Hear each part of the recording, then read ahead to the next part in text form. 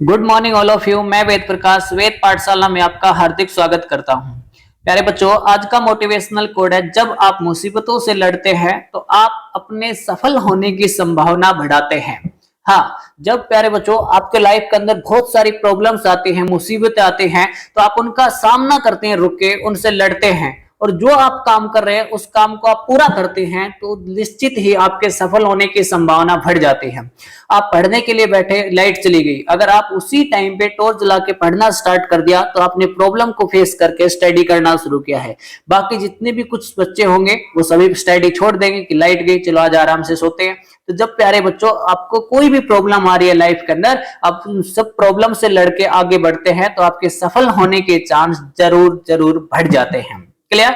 तो प्यारे बच्चों, चलो आज की क्लास का फर्स्ट क्वेश्चन है 21 जुलाई 2024 दैनिक समसामयिकी सभी प्रतियोगी परीक्षाओं के लिए इंपोर्टेंट है। प्यारे बच्चों, जितनी भी आपकी प्रतियोगिता परीक्षा है उन सब के लिए करंट अफेयर का इश्यू सबसे ज्यादा इंपोर्टेंट होने वाला है।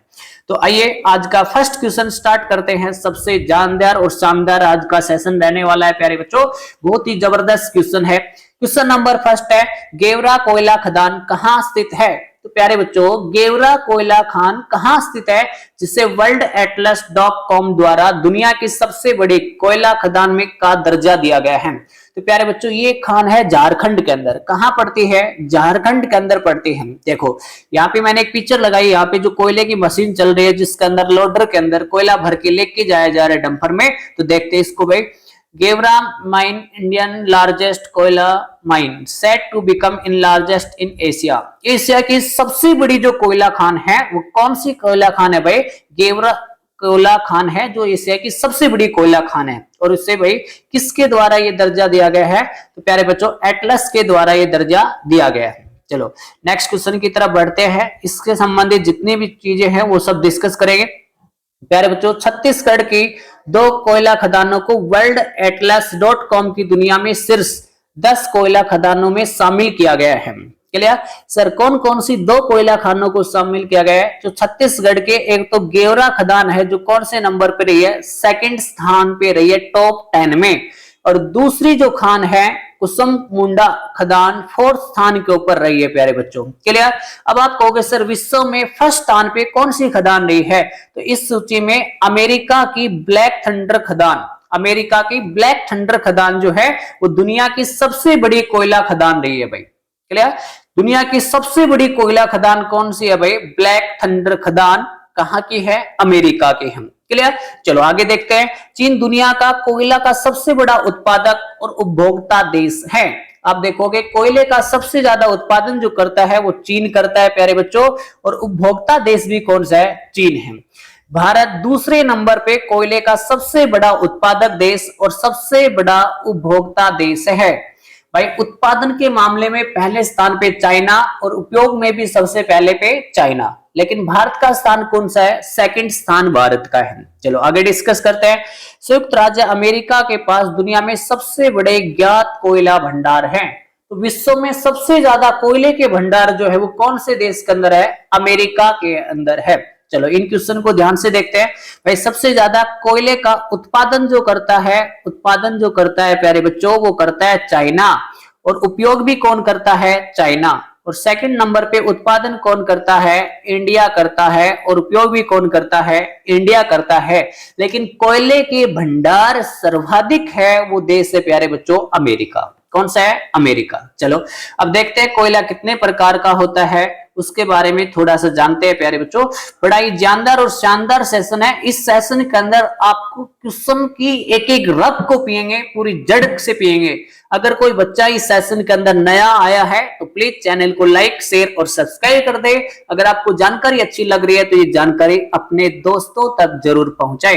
देखो प्यारे बच्चों, कोयला कितने प्रकार का होता है, यहां से एक क्वेश्चन जरूर बनता है। तो प्यारे बच्चों, कार्बन के आधार पे कोयला 4 प्रकार का होता है। कितने प्रकार का होता है भाई? 4 प्रकार का होता है।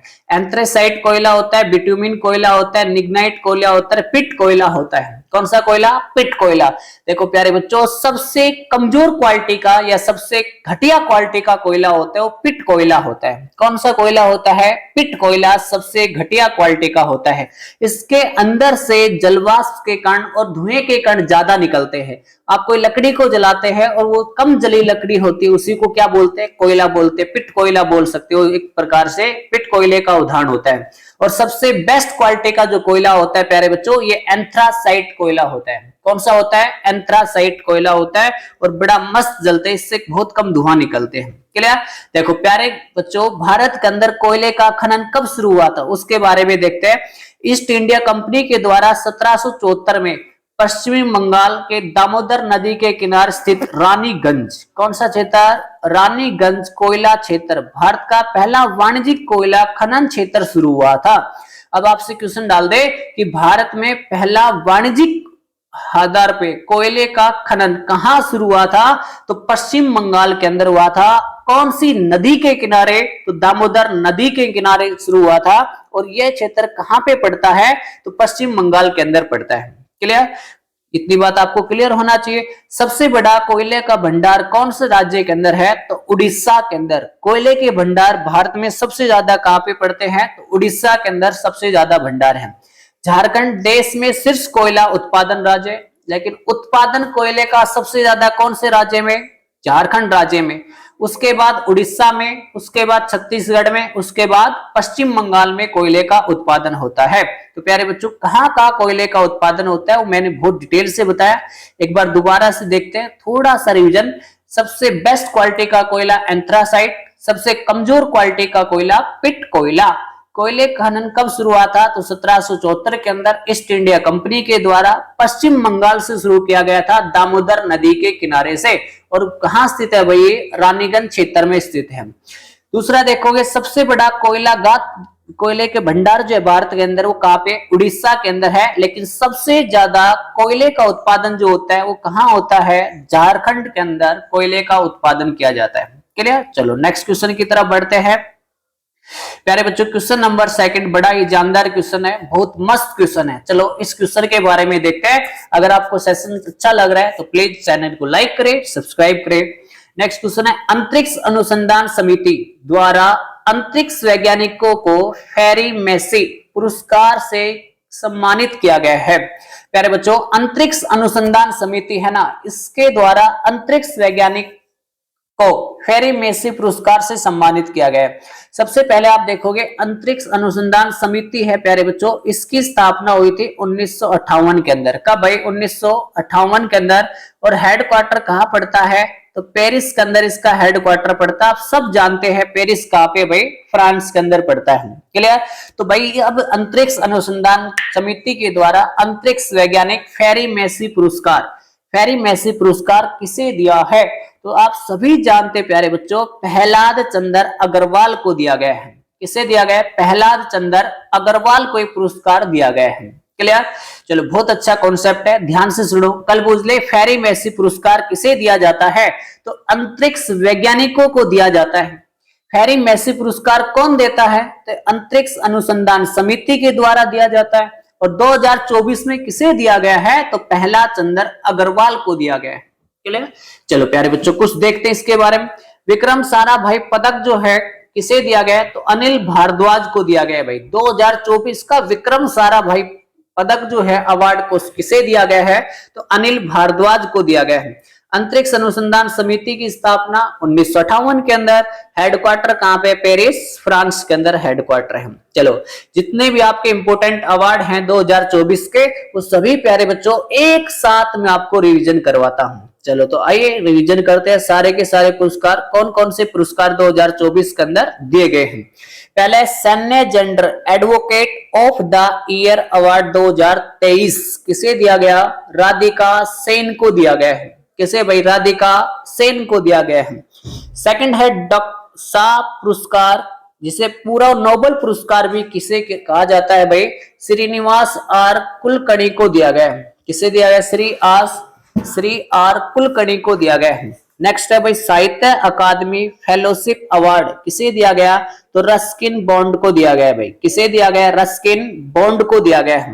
नेक्स्ट है ट्यूरिंग पुरस्कार 2023 जिसे भाई नोबेल पुरस्कार भी कहा जाता है, ठीक है, एवी वेल्ड्रेसन को दिया गया है, ठीक है भाई।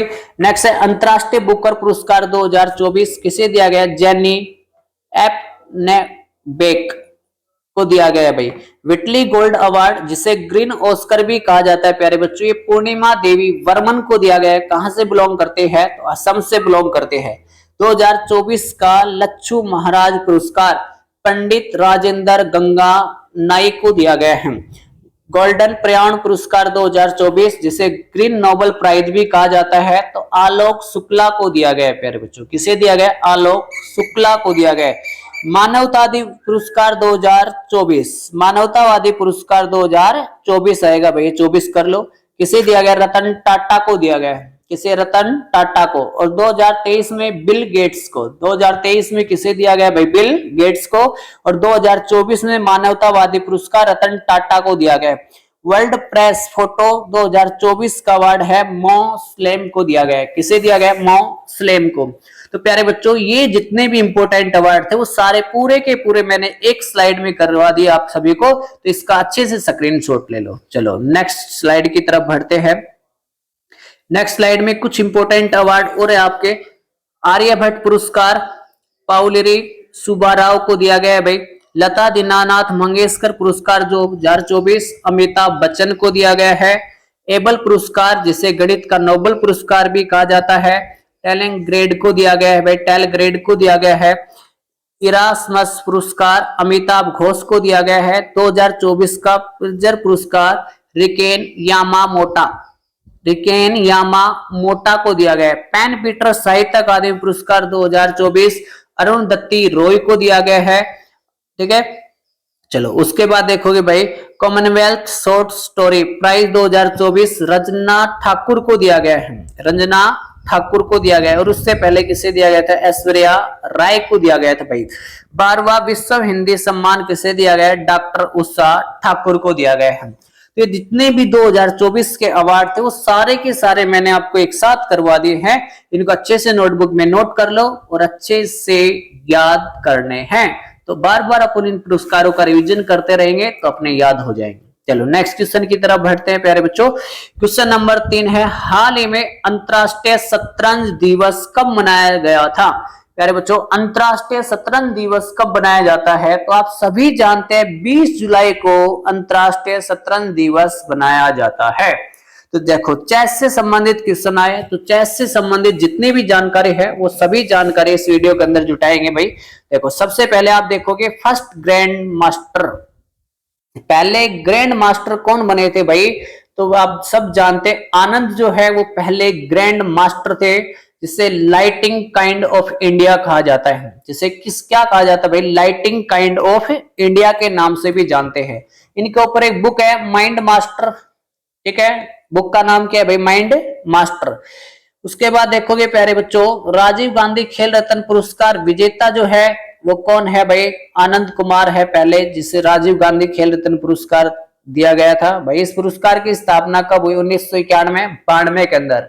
और इसमें राशि कितने लाख रुपए दी जाते हैं, तो 25 लाख रुपए दी जाते हैं भाई। राशि कितने लाख रुपए, तो 25 लाख रुपए दी जाते हैं, ठीक है। उसके बाद देखोगे सबसे युवा ग्रैंड मास्टर डी कुरकेश जो है सबसे युवा ग्रैंड मास्टर है।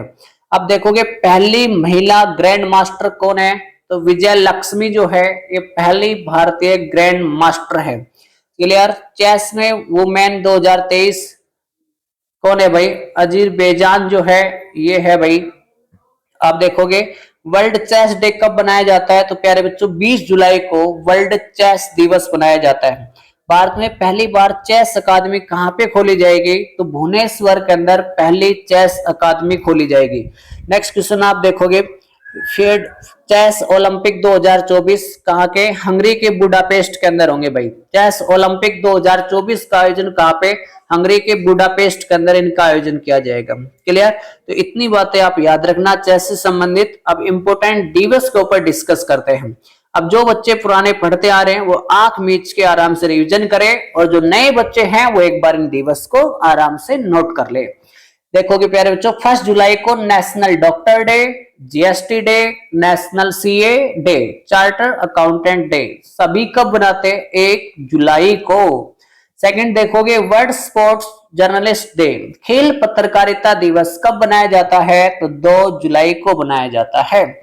नेक्स्ट देखोगे, 3 जुलाई अंतरराष्ट्रीय प्लास्टिक बैग मुक्त day, international plastic bag free day कब बनाया जाता है? तो 3 जुलाई को बनाया जाता है। प्यारे बच्चों, प्लास्टिक को बैन करने वाला पहला देश कौन सा बना था? मैंने बहुत बार आपको बताया है, आज उसका कमेंट बॉक्स में जरूर आंसर देंगे आप। क्लियर? अंतरराष्ट्रीय सहकारिता दिवस कब बनाया जाता है? तो 6 जुलाई को अंतरराष्ट्रीय सहकारिता दिवस बनाया जाता है। वर्ल्ड जूनोसिस डे कब बनाया जाता है? तो 6 जुलाई को बनाया जाता है। प्यारे बच्चों, जूनोसिस याद करो, ऐसी डिजीज जो जानवरों के द्वारा फैलती है, उनसे संबंधित वैक्सीन बनाई थी और वो वैक्सीन लगाई थी, मैंने आपको पढ़ाया था। तो इसी के उपलक्ष्य में कौन सा दिवस बनाया जाता है? Zoonosis day. कब बनाते हैं? 6 जुलाई को बनाया जाता है। नेशनल फर्स्ट फार्म फिश, प्यारे बच्चों ये आएगा नेशनल फिश फार्मर्स डे। राष्ट्रीय मत्स्य किसान दिवस कब बनाया जाता है? तो 10 जुलाई को बनाया जाता है। वर्ल्ड पॉपुलेशन डे कब मनाते हैं? तो 11 जुलाई को वर्ल्ड पॉपुलेशन डे बनाया जाता है। अंतरराष्ट्रीय मलाला दिवस कब बनाते हैं? तो 12 जुलाई को अंतरराष्ट्रीय मलाला दिवस बनाते हैं। पाकिस्तान की महिला मलाला यूसुफजई सबसे कम उम्र में नोबेल पुरस्कार विजेता मलाला यूसुफजई है भाई। क्लियर? आप सबको इसके बारे में मैंने स्टोरी बताई थी आपको, तो उसको याद करना भाई। विश्व युवा कौशल दिवस, विश्व युवा कौशल दिवस। वर्ल्ड यूथ स्किल डे कब बनाया जाता है? तो 15 जुलाई को बनाया जाता है। कब बनाते हैं प्यारे बच्चों? 15 जुलाई को। विश्व अंतरराष्ट्रीय न्याय दिवस कब बनाते हैं? तो 17 जुलाई को बनाया जाता है। कब लाते हैं भाई? 17 जुलाई को। प्यारे बच्चों, इंपोर्टेंट दिवस थे, सारे दिवस आपको मैंने अच्छे से करवा दिए हैं, तो एक जगह आप अच्छे से नोट करके इनको ऊपर डिस्कस करना। चलो क्वेश्चन नंबर 4, हाल ही में दूसरी एशियाई प्रशांत मंत्री स्तरीय सम्मेलन APAC की मेजबानी कौन सा देश करेगा? प्यारे बच्चों, जल्दी से कमेंट बॉक्स में बताओ कि एशिया प्रशांत मंत्री स्तरीय सम्मेलन का जो है, इसकी दूसरे संस्करण की बैठक का आयोजन कौन से देश में हो रहा है? तो अपने प्यारे भारत के अंदर इसका आयोजन हो रहा है। चलो देखते हैं भाई। India to host second Asian principal ministerial conference of the civil aviation. तो प्यारे बच्चों, इसका जो आयोजन हो रहा है वो कहाँ पे हो रहा है? तो भारत के अंदर इसका आयोजन हो रहा है। कब से कब हो रहा है? तो 11 सितंबर से लेके 12 सितंबर तक इसका आयोजन होगा।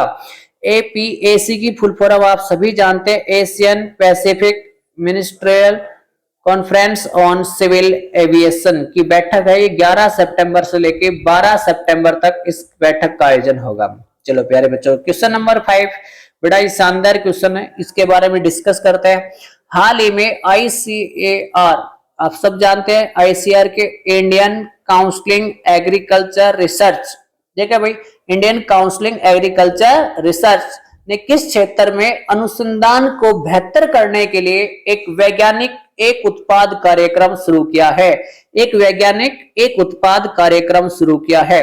तो आप सभी जानते हैं प्यारे बच्चों, ये किस के अंदर? एग्रीकल्चर एनिमल हस्बेंड्री के अंदर ये चीजें शुरू की है भाई। किसके अंदर? एग्रीकल्चर एनिमल हस्बेंड्री के अंदर ये शुरू की है। इसकी स्थापना कब हुई थी? ICAR की full form Indian counselling agriculture research की स्थापना 1929 के अंदर हुई थी प्यारे बच्चों। उसके बाद हेडक्वार्टर कहाँ पे है? तो न्यू दिल्ली में इसका हेडक्वार्टर है। डायरेक्टर कौन है? हिमांशु पाठक जो है इसके वर्तमान में डायरेक्टर हैं। क्लियर? तो प्यारे बच्चों, ये चीज आप याद रखना, बहुत ज्यादा इंपॉर्टेंट क्वेश्चन है आपको, क्योंकि एग्रीकल्चर एलिमेंट हस्बेंड्री है, इसमें भारत की काफी अर्थव्यवस्था जुड़ी हुई है और इसके ऊपर काम करने के बारे में बातचीत चल रही है। चलो क्वेश्चन नंबर 6 है, बहुत जानदार और शानदार क्वेश्चन है। हाल ही में power with in the leadership legends of Narendra Modi नामक पुस्तक लॉन्च किया है। इसके लेखक कौन है? तो नरेंद्र मोदी के ऊपर एक पुस्तक आई है, power with in the leadership legends of Narendra Modi, ये पुस्तक का नाम है। तो इस पुस्तक को किसने लिखा है? तो आप सभी जानते हैं इस पुस्तक के लेखक कौन है? D.R. बालकृष्ण सुब्रमण्यम। कौन है भाई? Doctor R. बालकृष्ण सुब्रमण्यम ये पुस्तक लिखी है। देखो नरेंद्र मोदी से पुस्तक भाई आप सब जानते हैं, ज्योति पुंज, एग्जाम वॉरियर्स, ये सारी पुस्तक किससे संबंधित है? नरेंद्र मोदी से है भाई। तो आप याद रखना एक नई पुस्तक आई है, power with in the leadership legends of Narendra Modi. इसके राइटर कौन है? डॉक्टर सुब्रमण्यम है। और भाई क्लियर, और प्रधानमंत्री के कार्यकाल से संबंधित है भाई। इन्होंने अपनी जो लीडरशिप की है वर्तमान में 10 साल तक, वो इनकी लीडरशिप कैसी रही है, कितने लोग खुश है, किस किस आधार पे काम किया है, उन सब के बारे में इस पुस्तक के अंदर दर्शाया गया है। तो यही मैंने आपको बताया। चलो प्यारे बच्चों नेक्स्ट क्वेश्चन की तरफ बढ़ते हैं। क्वेश्चन नंबर 7 बड़ा ही जानदार और शानदार क्वेश्चन है। क्वेश्चन नंबर 7 क्या कह रहा है भाई? देखो जुलाई 2024 में प्रधानमंत्री क्या कह रहा है? जुलाई 2024 में प्रधानमंत्री ने किस राज्य में भारत की सबसे बड़ी शहरी सुरंग परियोजना की आधारशिला रखी है? भाई भारत में सबसे बड़ी शहरी सुरंग परियोजना के आधारशिला रखी है, प्रधानमंत्री के द्वारा ये रखी गई है। तो कहां पे रखी है प्यारे बच्चों? आप सब जानते हैं महाराष्ट्र के अंदर इसके आधारशिला रखी है। कहां पे रखी है भाई? महाराष्ट्र के अंदर इसकी आधारशिला रखी है। देखो यहाँ पे मैंने एक चित्र दर्शाया गया है, बोरीवली स्थान से लेके यहाँ पे एक स्थान है थैनी स्थान तक ये सुरंग बनाई जाएगी। और इंडिया की लॉन्गेस्ट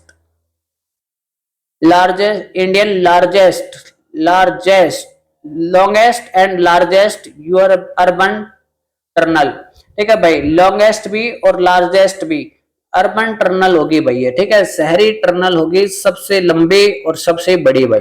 क्लियर? तो ये चीजें याद रखना भाई। कहां से कहां बनेगी? तो बोरीवली से लेके थैनी के बीच के अंदर ये सुरंग बनेगी भाई, ये इतनी बात याद रखना। क्लियर? और सबसे बड़ी सुरंग का निर्माण होगा। चलो अभी प्रधानमंत्री के द्वारा बड़ी बड़ी जो घोषणा की है उन सब के बारे में डिस्कस करते हैं प्यारे बच्चों। पीएम मोदी ने मुंबई में भारत की सबसे लंबी और सबसे बड़ी शहरी सुरंग परियोजना की नींव रखी है भाई। क्लियर? बोरीवली टिन टनल का मुख्य विशेषताएं क्या क्या है भाई? आप देखोगे सुरंग की लंबाई 11.8 किलोमीटर रहने वाले है। मार्ग ठांडे से बोरीवली में महाराष्ट्र राजमार्ग 8 तक जाएगी भाई ये सुरंग। अनुमानित लागत आप देखोगे 16,600 करोड़ रुपए की इसकी लागत लगेगी। ऑपरेशन लेन 2 ऑपरेशन लेन होगी, एक इमरजेंसी लेन होगी भाई। टोटल इसमें 3 लेन बनाई जाएगी। यात्रा का समय जो है 1 घंटे की बचत होगी, जो 12 मिनट के अंदर पूरी यात्रा हो जाएगी भाई। कार्बन उत्सर्जन में कमी होगी, इसमें इतना कार्बन का लक्ष्य 2028 तक भाई इसका कार्य पूरा करने का लक्ष्य रखा है। टनल का निर्माण संजय गांधी नेशनल पार्क के नीचे से किया जाएगा भाई। टनल का निर्माण है ना वो कौन से पार्क से नीचे किया जाएगा? तो संजय गांधी नेशनल पार्क से इस टनल का निर्माण किया जाएगा। क्वेश्चन नंबर 8 बहुत ही प्यारा क्वेश्चन है और आज के सेशन का लास्ट क्वेश्चन रहने वाला है प्यारे बच्चों। तो अगर आपने अभी तक सेशन को लाइक नहीं किया है तो लाइक कर दे, शेयर कर दे और चैनल को प्लीज सब्सक्राइब करें। देखो हाल ही में फीफा रैंकिंग में भारतीय फुटबॉल टीम किस स्थान पे रही है? फेडरेशन एफ फीफा आप सब जानते हैं फीफा के बारे में। चलो federation of international football association में भारत की टीम कौन सी रैंकिंग के ऊपर रही है? तो इसमें भारत की टीम 124वीं रैंकिंग के ऊपर रही है प्यारे बच्चों। क्लियर? और टॉप जो रही है वो अर्जेंटीना रही है और सेकंड नंबर पे कौन सी टीम रही है? फ्रांस रही है। क्लियर प्यारे बच्चों? आज का सेशन आपको कैसा लगा? अगर सेशन आपको अच्छा लगा है, आपका कोई भी सुझाव है सेशन में चेंजमेंट करने के लिए या कुछ और ऐड करने के लिए, तो आप जरूर कमेंट बॉक्स में डालें। मैं जरूर आपका कमेंट देखूंगा और जरूर आपका रिप्लाई भी करूंगा और जरूर उस चीज को पर सुधार भी करेंगे। तो आज के लिए इतना ही है। Have a nice day. हंसते रहे, मुस्कुराते रहे, एग्जाम की तैयारी करते रहे।